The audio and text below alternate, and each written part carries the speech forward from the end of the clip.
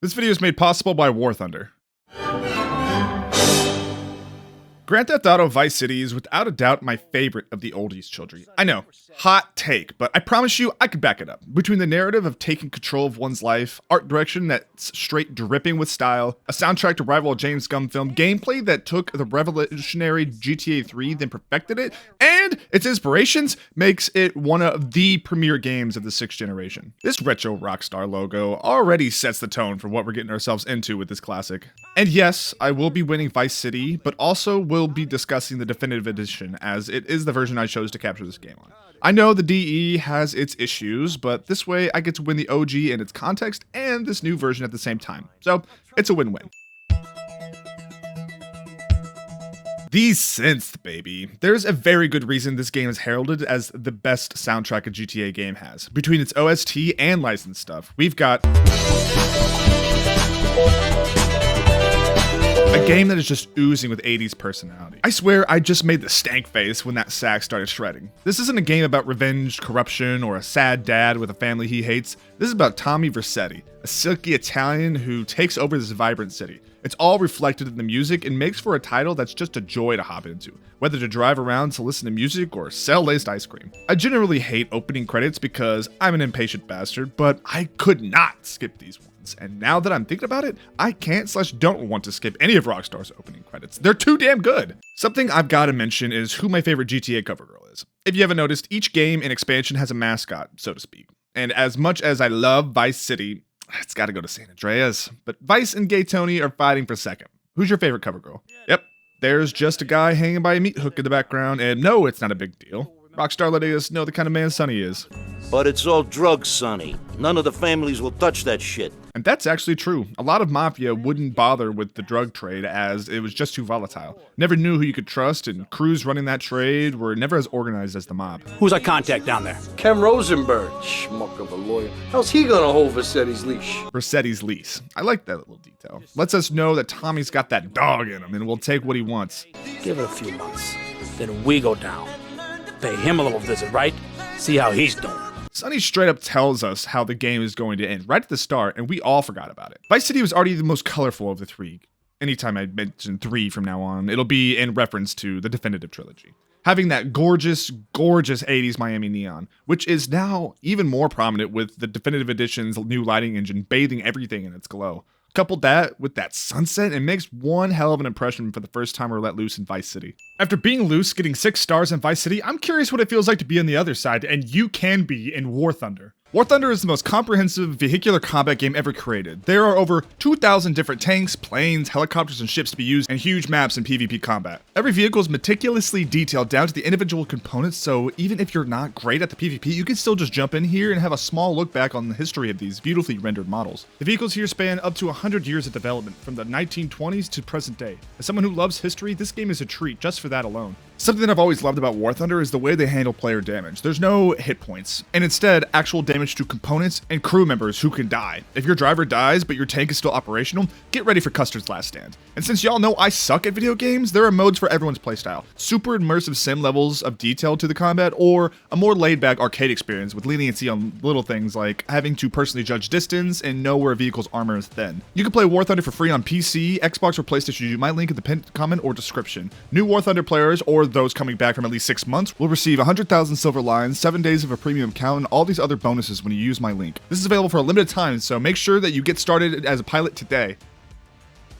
This is Lance's brother, who gets his own entire spin-off with Vice City stories. If there's anything that Vice City did, it was creating a world that felt lived in, having characters that did things and existed independent of ourselves. You have my personal assurance that I'm going to get you your money back, and the drugs, and I'm going to mail you the to those responsible. Hey, Tommy is the first time in a GTA game where we've got a voice protagonist, and it goes a long way into making us care about this story. Claude was a mute and didn't make his revenge quest as relatable as Tommy's rise to the top. And Rockstar got Ray Liotta to voice Tommy.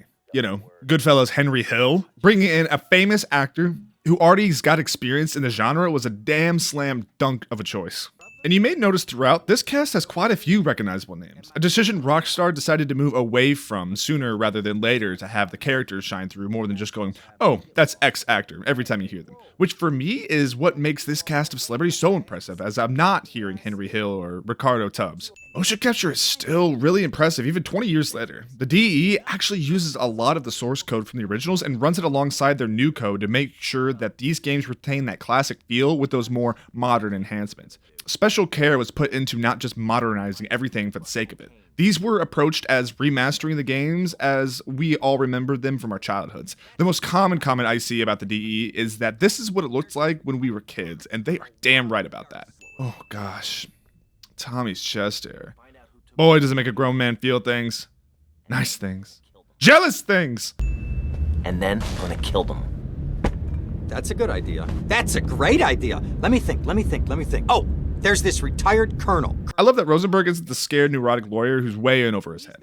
I mean, he is, but isn't squeamish about Tommy's idea a lick and just gets down to brass tacks. Nice bike. Rockstar just nudged us to do our first Grand Theft Auto. Some of the things retained are Tommy's goofy-ass run. It looked kind of normal in the OG, but here it's just the silliest looking thing, and I'm here for it. Affected his health or mental well-being, Mr. Versetti. He's just got a touch of agoraphobia. Man, am I getting that funny feeling again. Like I want to obey all the traffic laws. That's our Congressman Alex Shrub with Rising Silicon Star. Crazy to think the amount of politicians that are actually in cahoots like this. It's better to live in ignorance about this stuff, but oh well. Rockstar gets quite a lot right with how this world of crime works. And over there, we have the Vice City Mamba's star titan, BJ. We're being introduced to about all of our main players, right away at the start, with the notable exception of two, the Cubans and the Haitians, both of whom are involved with the drug trade, which is still a budding business for the mob. Can I tell you, do you know how they play ping pong? It's silent. Man, has Captain McTavish seen better days? If you know, you know. Film director Steve Scott. Throws a passion with the Nympho invaders when the giant shark comes in and just bites their dicks off. Steve Scott is a riff on Steven Spielberg. I mean, literally talking about a shark movie. Will you be working for my father? Maybe. Do you mind me resting my hand in your lap? Maybe. The timing on that. Car conversations have always been a highlight of these games.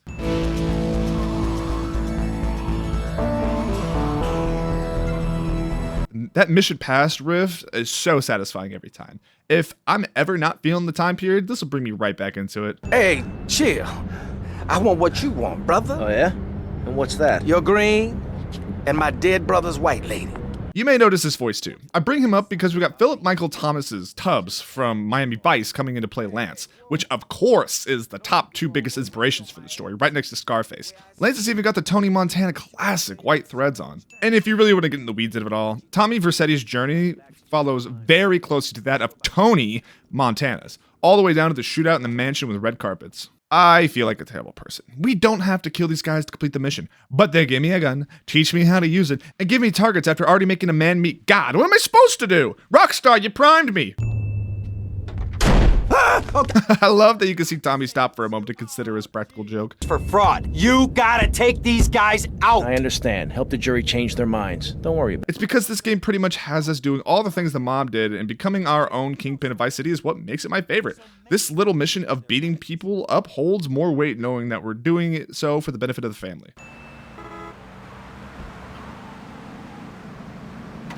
That hammer could be useful. What the fuck? Rockstar. Can you blame them? That's just Florida for you. We'll stretch to fit around your package. When you've got stuff like this and the ridiculous talk radio segments, it's hard to have the violence of the game really hold any weight. Specifically with Vice City, Rockstar defended their title with, you gotta take it within the context of the game. How can I take anything serious when everything is so hyper satirized? It's what has made GTA such a treat. We've got stories that are fun, interesting, and even at times heartfelt, contrasted against their satirical backdrops. You might be there a while, but yeah, go for it. Should be a riot. Right. That'll be a nice pun.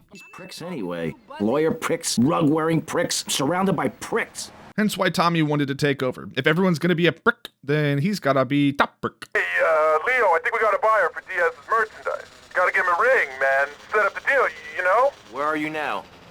Yes! Doesn't even ask questions, just rolls with the punches, seeing an opportunity in front of him. And things like this. We could have gotten a phone from Leo because we needed one, and that's that. But no, Leo had connections, people who depended on him. What seemed like such a small thing turns into us playing both sides of a war. Would you like a drop of the old Kentucky? No thanks. A clean thinker. I like that. As do I! A true inspiration for Nico. Sure, the mob might have dealt with illicit substances from time to time, like, I don't know, front runners for Prohibition. Being highly organized was the name of the game for them, and you can't do that when you're smashed. Of course. They don't allow guns, so his bodyguards won't be packing lawgivers. Lawgivers. Jeez, it's been a long time since I've heard that, and I love it. I remember a time a friend of mine stood up to a guy harassing us that we'd been ignoring, and the second he flashed a gun, my friend went, "What are you gonna do, shoot me?" To all of our surprise and luck, he did not. But Jesus, did he get an earful from all of us on how the guy with the gun makes the rules. Is this me? Nice ass, baby. I think so. Office development would have faced sudden and insurmountable structural problems, then as a civil-minded individual, you feel obliged to step in and save the rejuvenation of an important area of the city. Reading between the lines, this mission is tedious as hell. But you can't deny flying a little helicopter and slicing up dudes with his little blade isn't awesome and cute. We ain't got my money either, so I'm running it myself. What are you doing? So tell me, what are you doing? Sonny bookends this game, but these conversational checkups keeps his threat ever present and pushes Tommy with each phone call to run his own game more and more. I'm looking for the money, Sonny. Ain't distracted by honeys and ain't gonna get down on one knee for you, so how about you keep on running that mouth? I tried. I'm worrying, Tommy. That's my style, because I seem to have this problem in my life with unreliable people. You know, guys, sometimes you gotta look in the mirror and ask, am I the problem? Sonny's the kind of guy that can't do that. I can't help but think of American Psycho with this mission. I mean, hell, we even chased him down the building. And if GTA is anything, it's satirizing everything. Even satirical media itself. GTA don't care. Clap your snout. Oh, no thanks. Tommy is a smart man. In this game, if you take anything from anyone, you're gonna end up owing them. That, or I don't blame her for not wanting to eat that whack-ass head. Money. Tommy, my friend, you are not in liberty now. It's always been a dream of Rockstar's to have a game where you can travel between all their main cities. Though they haven't decided to go that way yet, I still loved all their world building they've done between each game. All the different companies and brands that carry over between them all. It feels like a little reward for those of us who played through them. Yes. Apparently that angry midget runs this madhouse. 2002 was a different time. No, that's not me endorsing it, just recognizing it. It's Lance's car, but we're driving. I know it's just for gameplay, but nah. I'm gonna see it as symbolism for the puss Lance who whines about his place in the business. Tommy's the one who takes charge and gets done.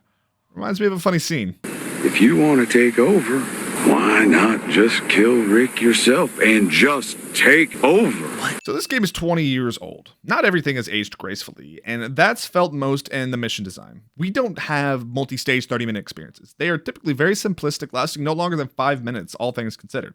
That's not a dig, though. The quicker, simpler missions makes for a nice bite-sized experience if you just want to hop in, play for 20 minutes, and get on with your day. I know lately it's become a bit of a drag for some, but I think there's a certain charm to the scripted nature of Rockstar missions, especially during this time period. Which brings me to how the Definitive Edition handles shooting. Grove Street, the studio who ported these games, with under a year to do so, mind you, could have modernized with GTA 5 mechanics, but that also would be going against the soul that these games had and would remove them from their OG counterparts. So everything's still here, rooted shooting and awkward first-person angles and all. A really great addition to Vice City was motorbikes. I grew up on Liberty City stories, so I really had no idea they weren't in 3 until researching for this video. It kind of blows my mind, and I assume Rockstar was so proud of this they had an entire biker game questline just to show them off. Like you. All I have now is dickheads. Dickheads everywhere, yo. Reminds me of Tommy with his bricks everywhere. Wonder if Tommy's feeling some camaraderie with him. Stupid horse! I'll chop your head off! Hotheads are said to never last in this line of work. They always manage to get themselves burned one way or another. Shown clearly through Diaz. He should be taking notes from Tommy. Be making. But stealing 3% is as good as stealing 100%. You think Tuco had breakage? This mission is titled Phnom Penh 86. I knew there was something interesting about this title. It's the capital of Cambodia, which was used as a base by the Viet Cong during the Vietnam War. We assault a type of base inside a helicopter with an M60, 2 of which are synonymous with the war. They could sell Gallo in Vice City. What next, huh? The stinking mafia? Little do you know, Diaz. So Quentin here. Quentin! Lance deliberately lies about his name to Diaz. Surely he's in the know that he killed a man named Victor Vance and is trying to stay on the DL to get closer to him. Not so pleased with yourselves now, huh? I think your pigeons are back.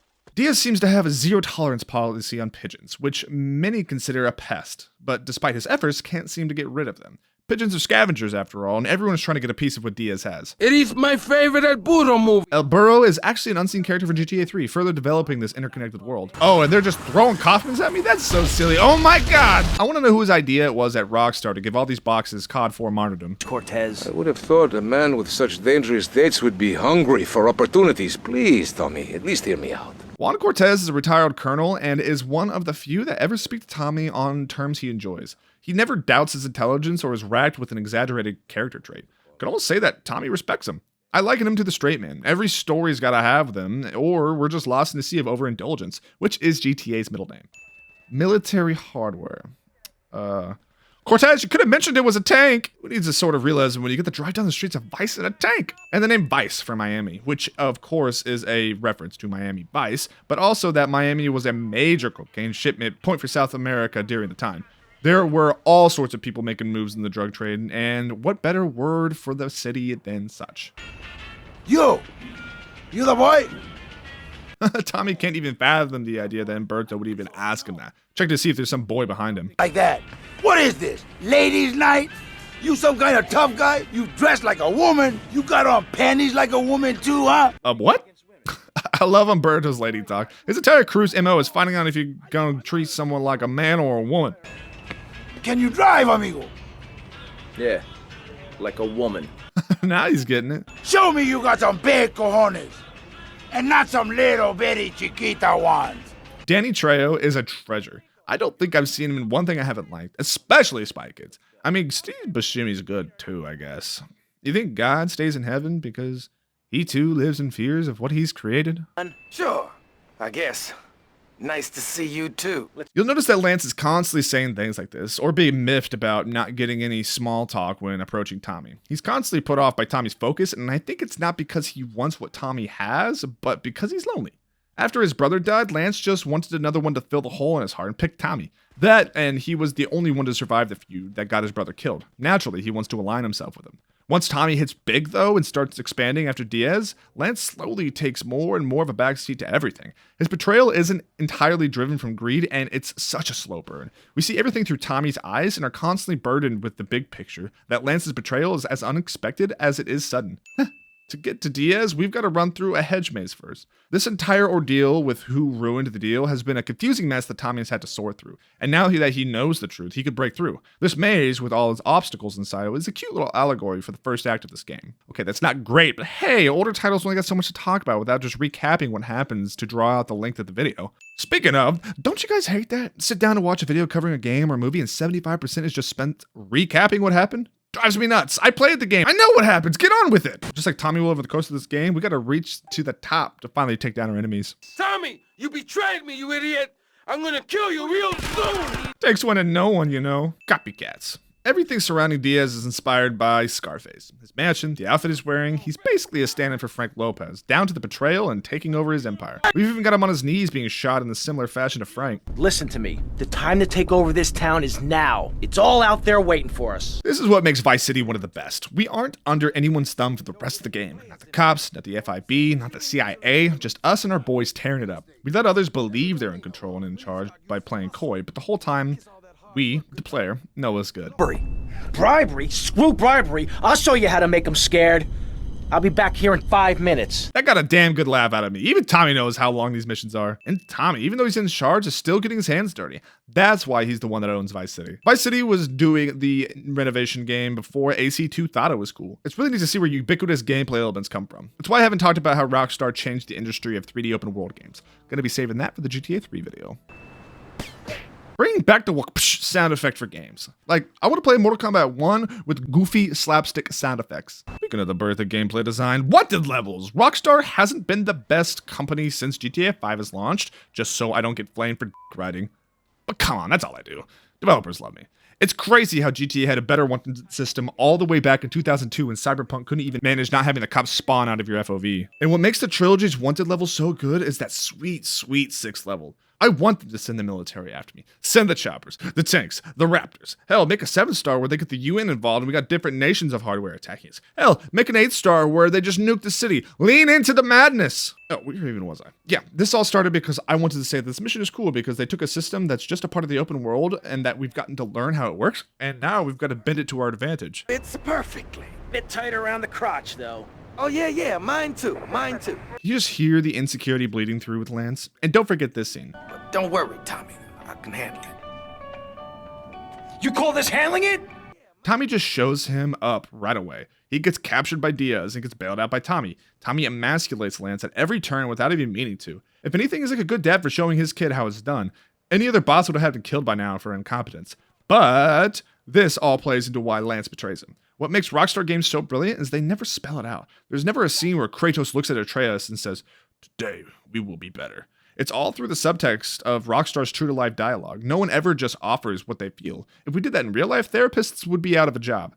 And Lance walks around in a nice fancy suit and tries to talk all smooth like he's the one in charge, especially when we first meet him. That's the vibe I picked up. I expected him to take us under his wing to show us the city, and I'm happily surprised it was the opposite. He's just, as the Cubans would put it, a little girl with no cojones who's overcompensating. Dead before I reach check-in. Besides, I need to get my merchandise out of the country.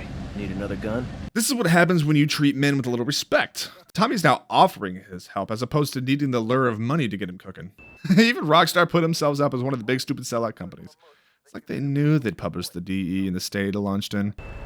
We gonna fight like men! Hearing them constantly say shit like this beautifully highlights how stupid all the boys sound when they're boasting like this. You may wonder, I don't really notice it too much anymore. Oh no, it's still here. It's just taken on a new level of pretension. The Cubans are pretty much just making fun of all the Alpha Sigma bros of today. Just change men to Alpha and girl/boy to Beta, and you've got it made. Tommy, we have proved our mental bravery! They're doing whatever they like! Nobody does whatever they like, Umberto. They do what you let them do. What? Umberto talking like a real Beta right now. A true Alpha doesn't let the pack know, Brother Bear. Ugh, I hate that line. Something I noticed throughout is that a mission might start or end with some music, but throughout it's weirdly absent of it. I think this is just a product of its time in this regard, as this mission would have been 10 times better if this track played over our attack. Still, points for the awesome score and almost getting the ball off the tee. Oh, sorry, I must have the wrong address. Well, you might as well come in and rest your souls and have some tea. So Auntie Paula is straight up drugging Tommy to get in to do what she needs. Probably one of the weirder mission lines, as it just shows up. Tommy kind of messes with the Cubans a bit and then just drops her right after, eventually destroying the Haitian drug factory. It does offer up this really cool mission, though. It's weird. Just like with the helicopter, I love flying a little RC plane. Just taking out dudes with little toys fun. I'll see Lovefist burn. Lovefist ruined my life. This is the second most interesting thing to happen with the Lovefist missions. Lovefist ruined my life. Had me dying. Yeah, right, but this family takes care of its own. We don't ask a man to do the dirty work and then let him do 15 years hard time. Biker gangs are the cutest. They're always so tough on the outside, but a lot of them are just buds that ride bikes all wearing matching clothes and only hanging out with their fellow dudes. I'm glad that it blew over to this game. It shows Tommy that Sonny isn't the way, and he's got to get out from under him. I say they're cute, as right after they ask us to go light the city on fire. Might be cute and like blow up a city. How quirky of us. This is what makes the additions of bikers so great in Vice City. We could travel through small alleys with them, do wheelies, and do 6 launches off stairs like this. Normally I wouldn't busy myself with driving around a bunch of drunken Scottish bisexuals. Oh, you've got to save the band. I'm getting bored of this. Tommy's in an explosive limo and doesn't have a care in the world. I love how chill he is about it all. This is his first rodeo and knows he's going to get out of a silly little bomb. Before you can get on with the final missions, we've got to first just every property finish their missions till they start earning us money. This extends the length of the game by a hefty amount and forces us to truly take over Vice City. It's not just something that's talked about in the main story and happens because the story's got to have it happen. We really take over. It makes that final mission feel truly earned. I've taken my sweet time to mention the character models in the definitive edition. I actually think the art style is freaking awesome. Grove Street took special care to bring the models to a modern standard without losing the silly, super polygonal models. Yeah, not every updated model is perfect, but the ones that count look really good. I would 100% take a spin-off game with a deeper version of this art style because it's just so charming to me. Tommy especially looks the best out of the new models. Yeah, sure, he doesn't look as tough as he did in the OG, but the script didn't make him super machismo either. Vice City is mine now, not his! Yeah, it is. Finally sticking it to Sunny is so cathartic. Even the launches of these older games are so satisfying. We gotta leave no doubt that this is my operation. Damn right it is. He earned this city. Don't people commit crimes to get out of paying taxes? No, Tommy ain't gonna do none of that either. But at least someone in your chicken shit organization knows how to do business. Love how Lance begins walking into his side knowing his moment has come. And notice Sonny calls it a chicken business. Lance being the #1 chicken here. And finally we get the final shootout that is straight up out of Scarface. The only difference is that we get the happy ending and get to continue being the badass we are. And the final mission title is in reference to the line in The Godfather Part 2. Keep your friends close and your enemies closer. Had a disagreement with a business associate. You know how it is. Keep it real. In this line of work, sometimes that's just how things gotta be handled. You know, Ken, I think this could be the beginning of a beautiful business relationship. And as we close out, we get a fun reference to the end of Casablanca. After all, you're a conniving, backstabbing, two-bit thief, and I'm a convicted psychotic killer and drug dealer. I know. Ain't it just beautiful? It honestly is. Made even better by the triumphant music scoring all of it. The juxtaposition of it all makes for one hell of an ending. And it doesn't end here. We've got wrap-up missions with each of our main allies. I love when games have the world actually change, especially post-game. Like, you kill Alduin in Skyrim and no one mentions it in the open world. But Vice City is just built different. GTA Vice City is straight up one of the best games I've played this year. I know that's rich in hyperbole because 2023 is one of the best years to ever happen to gaming. But it's true. It really goes to show just how enduring a game Vice City is and how much Rockstar pioneered and kept pushing themselves with every release. Sure, we haven't had a GTA game in over 10 years, but it's always because Rockstar wanted to wait on the technology to catch up to their ambition. And also GTA Online is a cash cow, but let's not talk about that. With every game Rockstar has made, their games get better and better. Vice City is a perfect example of this, iterating and innovating on everything that GTA 3 built. 3 really walked so Vice City could run. Between the soundtrack, the neon glow of the city, and the fantastic leading man Tommy, this is a game I wish I played more as a kid. I was always jumping into San Andreas more often like the rest of us were, but damn, we've got a whole host of new vehicles, weapons, and gameplay options. A complete new city to explore that distinctly sets itself apart from Liberty City with its flatter nature, neon colors, and girls and roller skates. The best part of this game that I won't shut up about is Tommy and his rise to power. Rockstar taking such unashamed inspirations from Miami Vice and Scarface and all the other mob movies made it easy for them to do exactly what they wanted perfectly. Great artists steal, and I'm so glad they did. We've got the most independent GTA protagonist in the whole franchise right here. A truly self-made man that destroys a mafia up north and establishes his own family in Vice. CJ is just your friendly neighborhood gangster. Cloud is just a lackey if we're being honest. Nico is just self-serving and doesn't really care about fancy things, it just wants revenge. Love Nico. Then we've got Trevor, Michael, and Franklin. 3 guys who want to make it big, but get trapped under the thumb of the government for an entire game. Tommy is the only one who truly runs that GTA life and succeeds in it. Everyone comes to him with their issues, and dude just solves them with ease. Ray Liotta, may he rest in peace, killed it in this role and deserves all the praise. He brought a soft, jokey side to Tommy, but could also command respect in a room, so by the time he was running things, I was totally on board. Since this is the middle child, I'm gonna back off talking about the origins of the series for the GTA 3 video and getting really into the weeds of the gameplay systems for the San Andreas video, with them at their best, along with more of the definitive edition enhancements. Make sure to subscribe and hit the bell to see when those drop. Vice City is the place to be, and GTA 6 going back there is going to make the game of the next 3 generations, if GTA 5 is anything to base its lifespan off of. Let me know how your experience was with Vice City and how young were you when you first played it, because I know damn well most of us played it at a buddy's house when we were 8 years old and didn't understand it, but we loved it. Remember, drive the speed limit, drink some water, and love one another. Before we pizza, make sure that you check out War Thunder using the links in the description and pinned comment to get your awesome sign up or returning bonus. Pizza.